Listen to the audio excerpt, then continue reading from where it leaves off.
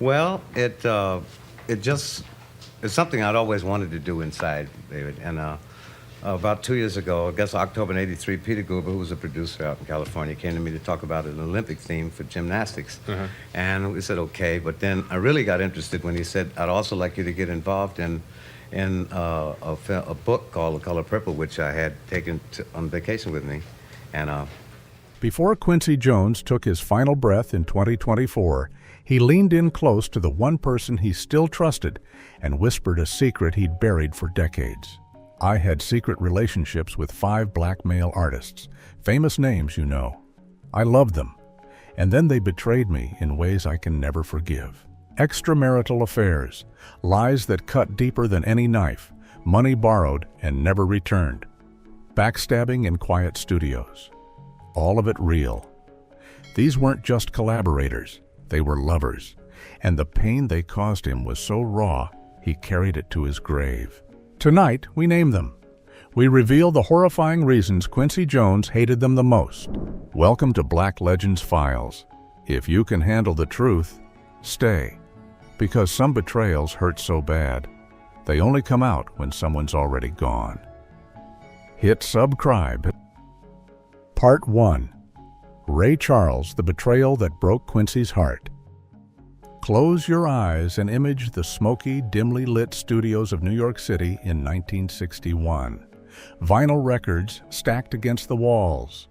Cigarette smoke curling toward the ceiling, the faint hum of amplifiers in the background. Quincy Jones, already a young genius arranger and producer, was working closely with Ray Charles, the man they called the genius of soul.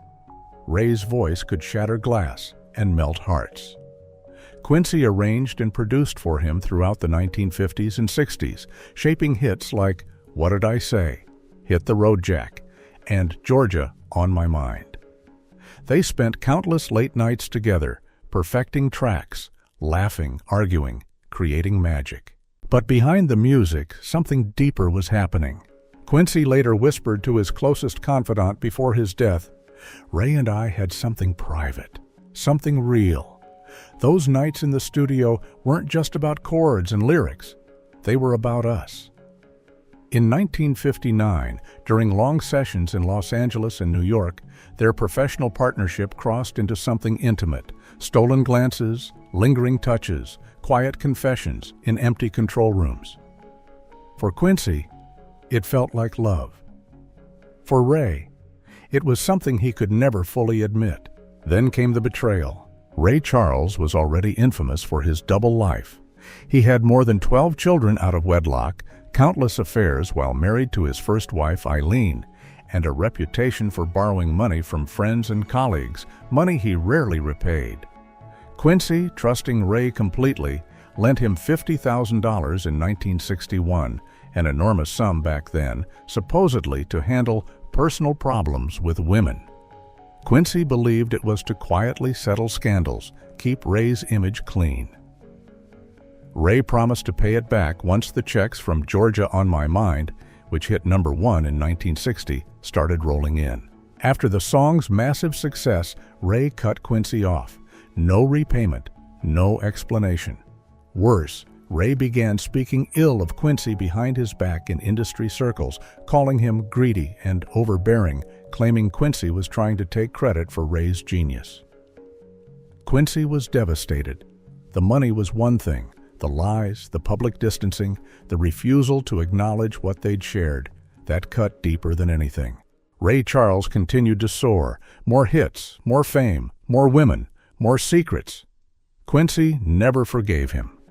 In private, years later, Quincy would say, "Ray sang about love like no one else, but he was the most deceitful and stingy man I ever knew."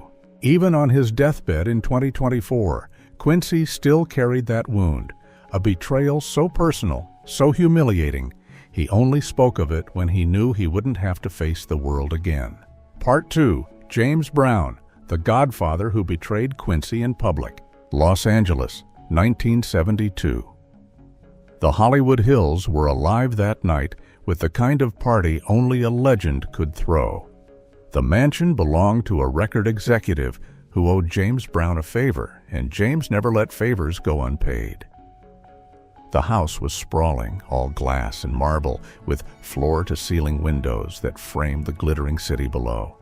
Inside, the air was thick with cigar smoke, expensive cologne, and the low, insistent thump of funk coming from hidden speakers. Women in glittering dresses swayed against men in silk shirts, champagne flowed like water, and everyone was pretending they weren't watching the door for the godfather of soul to arrive. Quincy Jones stood near the grand piano, a glass of bourbon in his hand, feeling something he hadn't allowed himself to feel in years: hope. For months, his relationship with James Brown had been a tightly guarded secret. What began as late-night studio sessions, arranging horns for Hot Pants, tightening the groove on Superbad, had slowly, dangerously become something more. James would call Quincy at 2 a.m. from hotel rooms in Detroit or Chicago, voice low and urgent, saying things no one else was ever allowed to hear. "You're the only one who really gets me, Quincy. The only one who sees the man behind the cape." Quincy believed every word. He let himself fall. That night, James arrived like a storm. Black velvet suit, cape dramatically draped over one shoulder, sweat still glistening on his forehead from the performance he'd just finished downtown. The room shifted the moment he stepped through the door. Conversations hushed, eyes followed, people instinctively moved aside. James was magnetic, dangerous, untouchable. He scanned the crowd, locked eyes with Quincy, and gave him that famous smile, intense, possessive, the smile that said, "You belong to me." Quincy's heart slammed against his ribs. He thought tonight might be different. Maybe James would finally stop hiding. Maybe he'd take Quincy's hand in front of everyone and admit what they both knew. James crossed the room in long, deliberate strides, grabbed Quincy's arm with that powerful grip, and pulled him toward a quieter corner near the fireplace where a small circle of industry people, producers, songwriters, a few label execs, were laughing over drinks. The firelight danced across James's face, making his eyes look almost black. "I want you to meet someone special," James said, voice low and playful, but there was an edge to it Quincy didn't recognize. Before Quincy could respond, James stepped aside, revealing a young man, barely 22, smooth dark skin, tight silk shirt, unbuttoned to the navel, eyes bright with ambition. James wrapped his arm around the kid's waist, pulled him close, and kissed him, deeply, slowly, deliberately, right there in front of everyone. The kiss was loud, theatrical, impossible to ignore. The room went quiet for a heartbeat, then erupted in awkward laughter and scattered applause.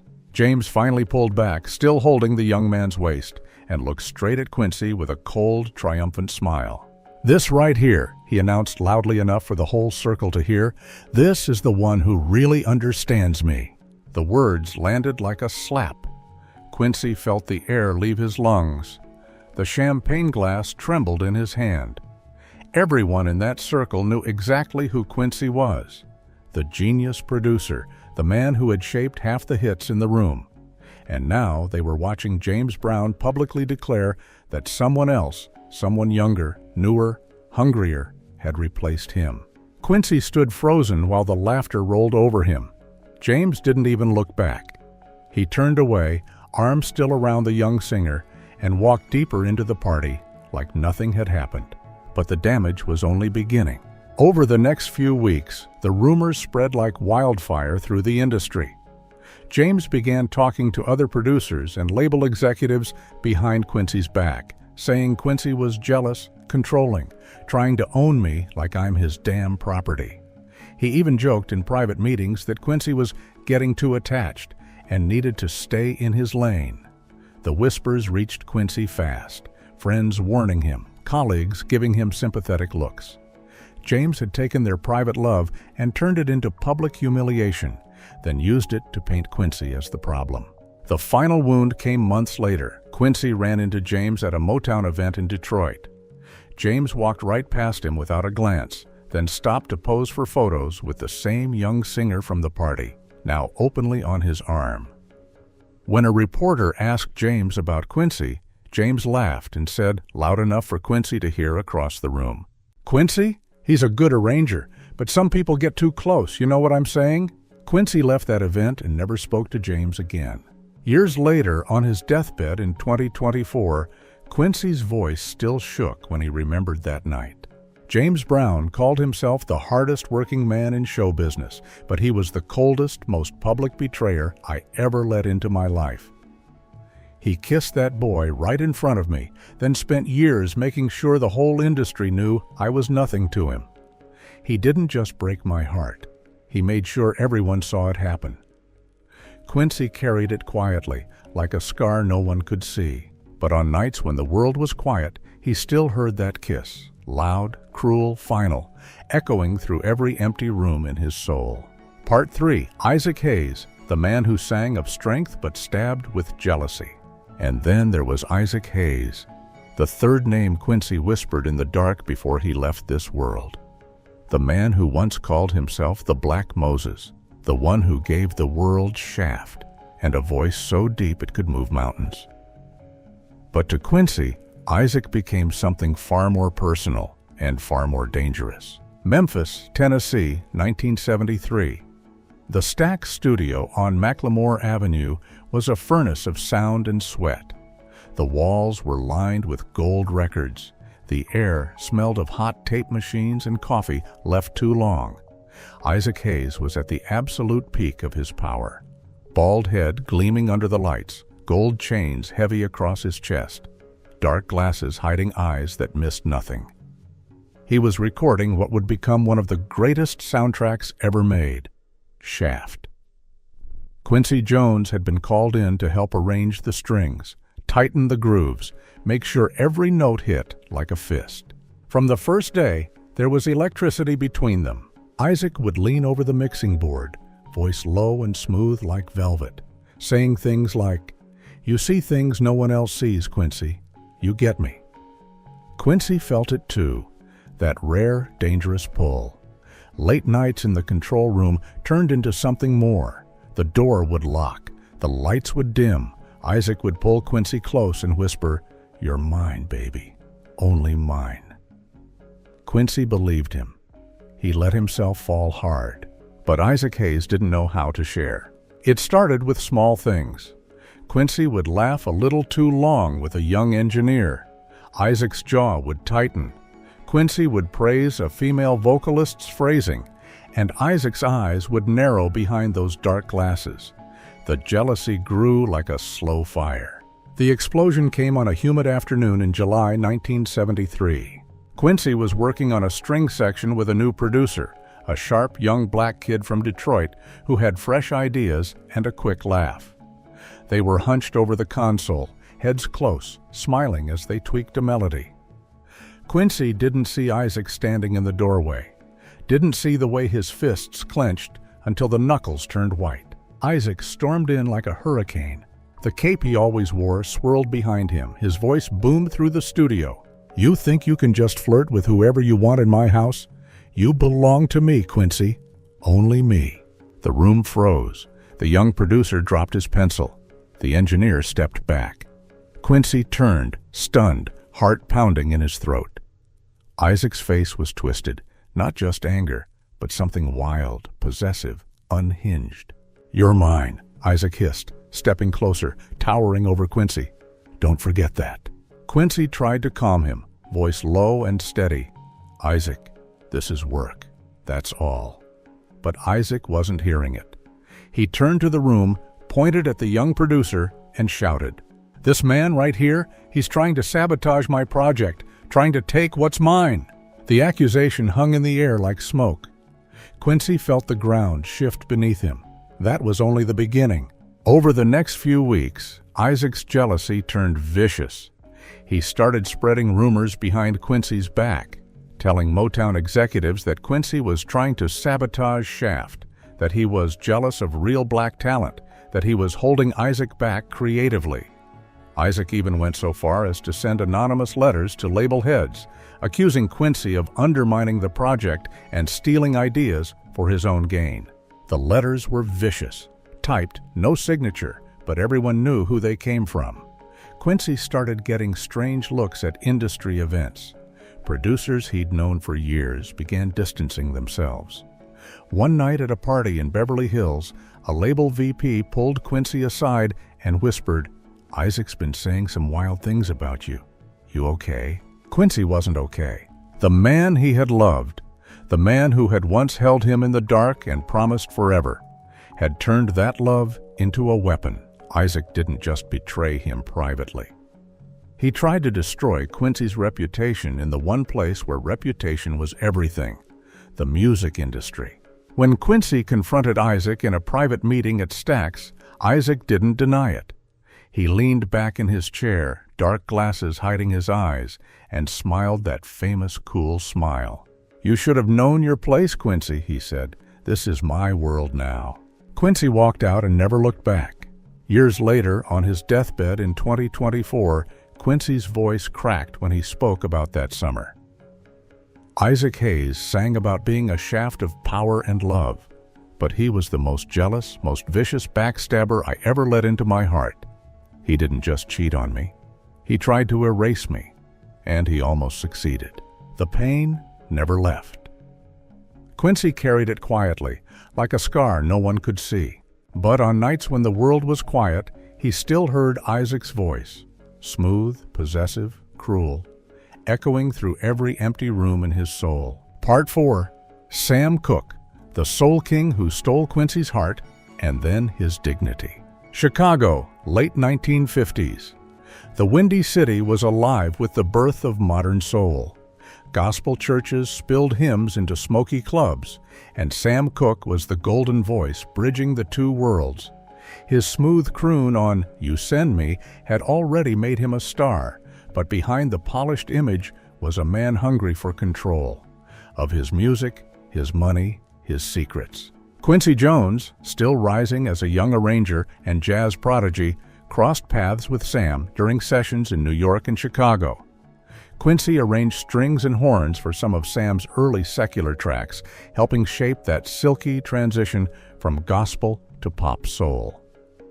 Late nights in tiny studios turned intimate fast. Sam would hum melodies low in Quincy's ear, hand lingering on his shoulder longer than necessary. "Q, you feel this music like I do," Sam whispered one night after everyone else left. "Nobody else gets it the way you do." Quincy felt the spark, dangerous, electric. What started as collaboration became stolen kisses in dimly lit booths, whispered promises in hotel rooms on the road, moments where Sam let his guard down and showed vulnerability no one else saw. For Quincy, it was love in the shadows of an unforgiving industry. Sam made him believe they were building something real, music, trust, maybe even a future. But Sam Cooke lived a double life, married, countless affairs with women, and a reputation for borrowing big from friends to fund his label, SAR Records, and his lifestyle. Quincy, loyal and trusting, loaned Sam a hefty sum in 1960, $30,000, a fortune then, to cover label costs and keep things quiet. Sam promised repayment with interest once Chain Gang and his next hits exploded. "You're My Brother, Q, Family Pays Family Back." The money vanished. Sam dodged calls, delayed payments with excuses about bad deals and tour expenses. Worse, he started pulling away professionally,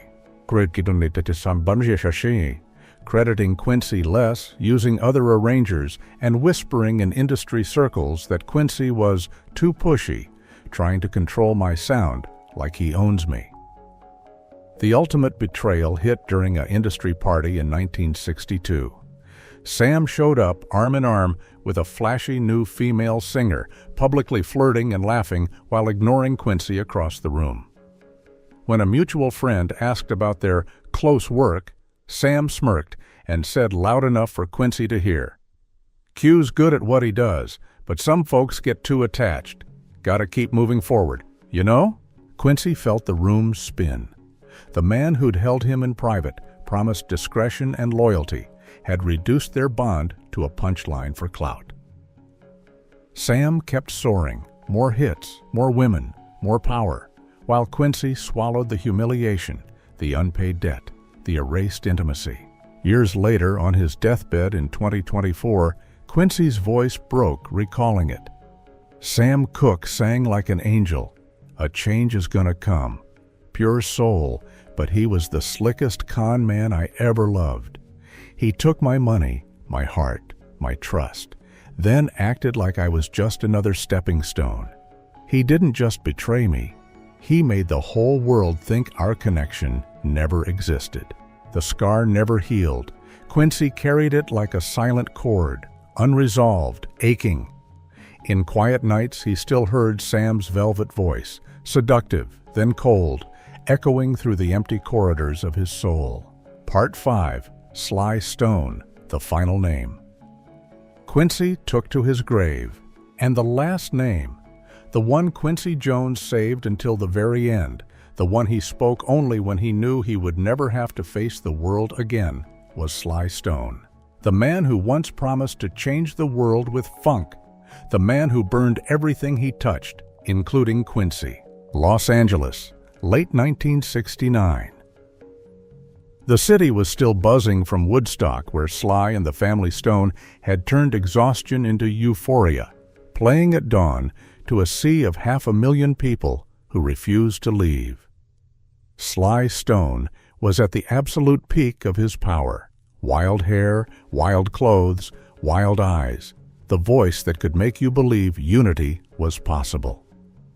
He was the voice of a revolution, multiracial band, multi-gender band, messages of love and equality wrapped in psychedelic grooves. Everyone wanted a piece of him. Quincy Jones was no exception. They had crossed paths in the industry for years, shared stages, shared friends, shared the same hunger to push black music forward. But it was after Woodstock that everything changed. Sly invited Quincy to his house in the Hollywood Hills, a sprawling, chaotic place filled with instruments, drugs, beautiful people, and a sense that anything could happen. That night, the music stopped, the party faded, and Sly pulled Quincy into a back room. The door closed. The world disappeared. What happened between them was raw, intense, and secret. Sly told Quincy he was tired of pretending, tired of the masks, tired of the expectations. "You're the only one who sees the real me," Sly whispered. Quincy believed him. He let himself fall, hard, fast, dangerously. For months they met in secret, late-night drives through the canyons, stolen hours in hotel suites, moments when Sly would play unreleased tracks just for Quincy, voice cracking with vulnerability. Quincy thought he had found someone who understood the loneliness at the top, the pressure, the paranoia, the need to be loved for who you really were. But Sly Stone was chaos in human form. His addiction was spiraling. Cocaine, heroin, pills. He started disappearing for days, then weeks. When he came back, he was different. Paranoid, angry, cruel. Quincy tried to help. He offered money, connections, rehab. Sly took the money. Then he took more. He started asking for cash to get clean, to start fresh, to pay off some people. Quincy gave it to him, again and again, because he loved him. Then came the night that broke everything. It was late fall 1969, after a rare joint performance at the Whiskey A Go-Go. Sly invited Quincy back to the house. They drank, they talked, they ended up in Sly's bedroom. Sly was high, laughing, then suddenly quiet. He pulled Quincy close and said, "You're the best thing that ever happened to me." Quincy believed it. He fell asleep in Sly's arms. When he woke up, Sly was gone.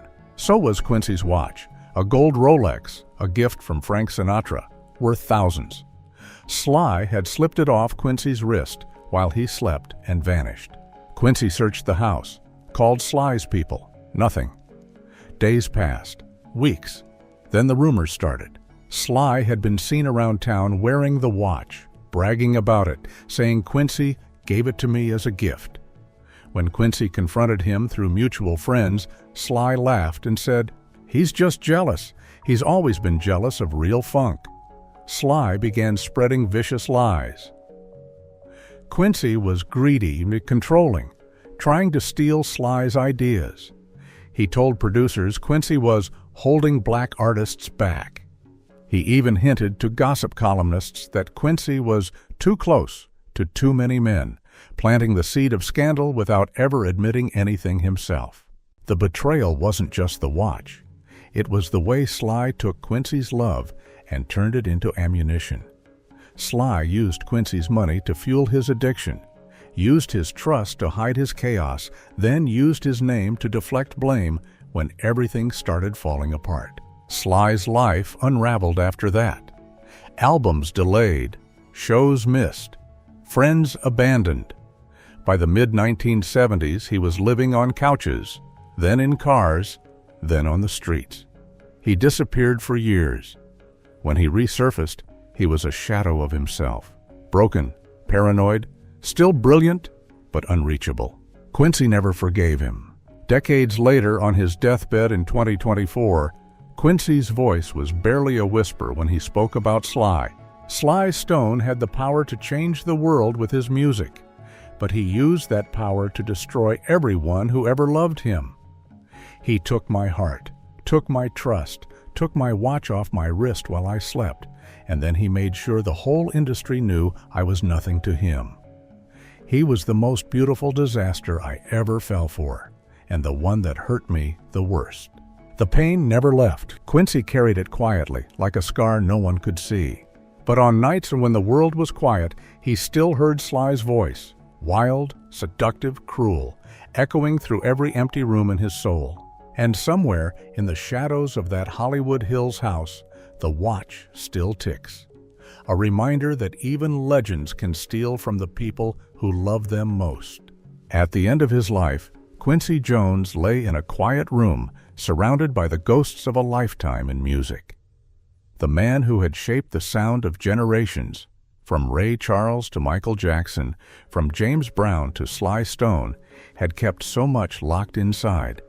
He had loved deeply, trusted completely, and been betrayed in ways that cut to the bone.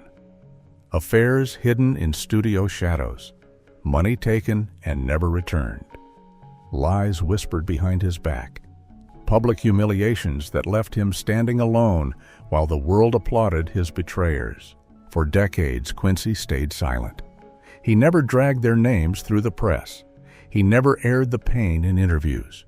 He smiled, produced, won Grammys, and let the world believe he was untouchable. Why? Because he was terrified. Terrified of what the truth would do to their legacies, and to his own. In an industry built on image, exposing those secrets would have meant scandal, mockery, whispers of Quincy's just bitter, or worse. Questions about his own life, his own choices. He was black, gay, in a time when that could end careers, and he knew the world would twist his pain into entertainment. So he swallowed it. He carried it. He let them keep their crowns while he bled quietly behind the scenes. But now, at the very end, with death close enough to touch, the silence became unbearable. Lying there, breathing shallow, Quincy finally spoke the words he'd held for so long. His voice cracked with regret, with rage, with a sorrow that had no name. I should have said it sooner. I should have named them. I let them walk free while I carried their shame. I was afraid of the laughter, afraid of the headlines, afraid they'd turn it all against me. And now I'm dying, and I see how foolish that fear was. They didn't deserve my silence. They didn't deserve my protection. I wish I'd spoken when it could still hurt them. I wish I'd let the world know what they really were. He paused, eyes distant, seeing faces from half a century ago, smiles that once warmed him, now cold and cruel in memory. I love them. God help me, I love them. And they used that love like a weapon. They lied to me. They cheated on me. They took from me. They humiliated me. And I let them. I let them because I thought protecting their image protected mine. I was wrong. All it did was protect them. A long silence. His breathing grew ragged. If I could go back, I would scream their names from every stage, every microphone, every rooftop. I would tell the world these men sang about love, but they didn't know how to love. They preached unity, but they broke the people closest to them. They built empires on my trust, and then left me in ruins. His voice dropped to a whisper, almost lost. I'm sorry. I'm sorry I waited until I was dying to tell the truth. I'm sorry I let fear win for so long. But now the fear is gone. And the truth is all I have left. Quincy Jones closed his eyes one final time, carrying those names and his regret into the silence he had once craved. Tonight, we've said what he couldn't say while he was alive. We've named them. We've told the pain he swallowed for decades, because some truths are too heavy to stay buried forever. Thank you for walking through this darkness with us on Black Legends Files. If this hurt you the way it hurt him, hit like. If you believe he deserved to speak his truth sooner, leave a comment. Quincy should have named them years ago, or the industry failed him. Subscribe and turn on notifications, because there are more stories like this, more legends who carried pain in silence, more secrets waiting to be freed. Quincy Jones is gone. But the truth he finally spoke lives on. Rest in power, Quincy. May your silence finally be broken.